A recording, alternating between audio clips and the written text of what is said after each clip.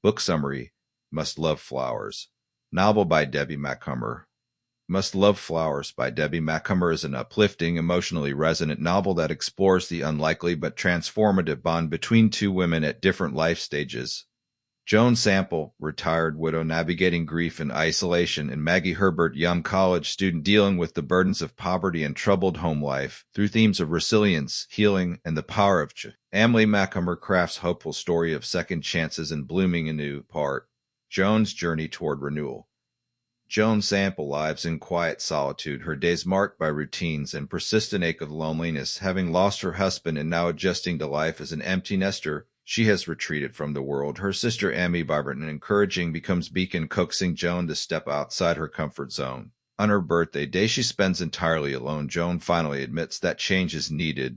Prompted by Emmy's urging, Joan begins to open her heart to the world again. She hires Phil Harrison, local landscaper, to help with her overgrown garden, symbolic act of reclaiming life. Joan also joins grief support group where shared stories of loss create unexpected moments of connection and more daring moves. She posts listing to rent out in her house, hoping to welcome tenant who might also bring new energy into her life. Part 2, Maggie's Fight for Future. Maggie Herbert, in her early 20s, balances punishing routine, barista shifts in the morning, nursing classes in the afternoon, and chaotic home life with her alcoholic father. Her dream of becoming nurse is clouded by the instability and emotional toll of her household, but Maggie clings to the hope that her hard work will lead to better life. When she finds Joan's room for rent, Maggie sees Lifeline, the peace and stability of Joan's home, offer not only a safe place to study and rest, but sense of dignity and hope. Slowly, she begins to trust Joan, and surrogate mother-daughter bond develops. Joan offers not just roof over her head, but wisdom, empathy, and guidance. Things Maggie has never had in consistent measure. Part 3, New Relationships, New Risks. The presence of Phil, the landscaper with gentle demeanor and his own scars from difficult past, begins to stir something. Joan, initially reserved, Phil gradually opens up as their interactions deepen. Joan is cautious, aware of the complexities of grieving and dating again.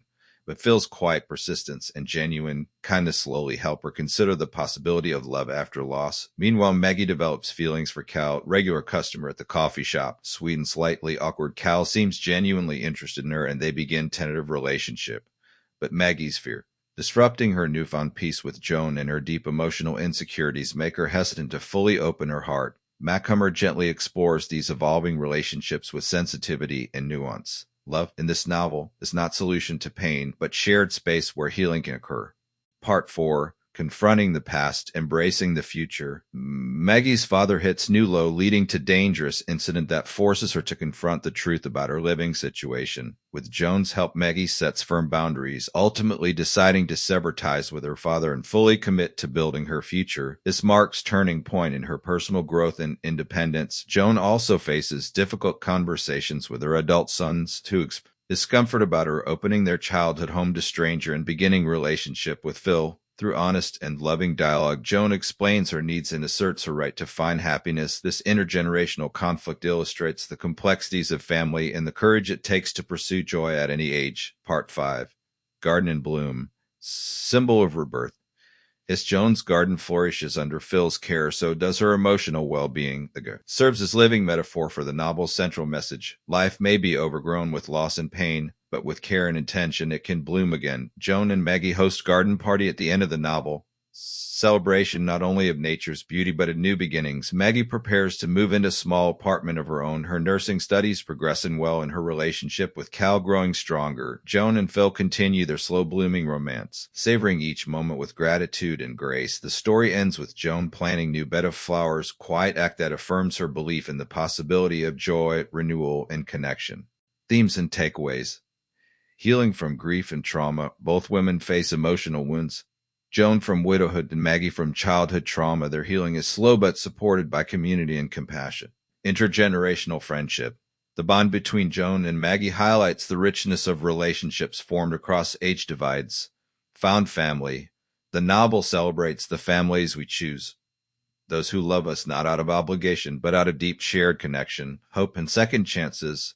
Whether it's love later in life or fresh start for struggling young woman, Macomber offers reassurance that it's never too late to bloom. Conclusion.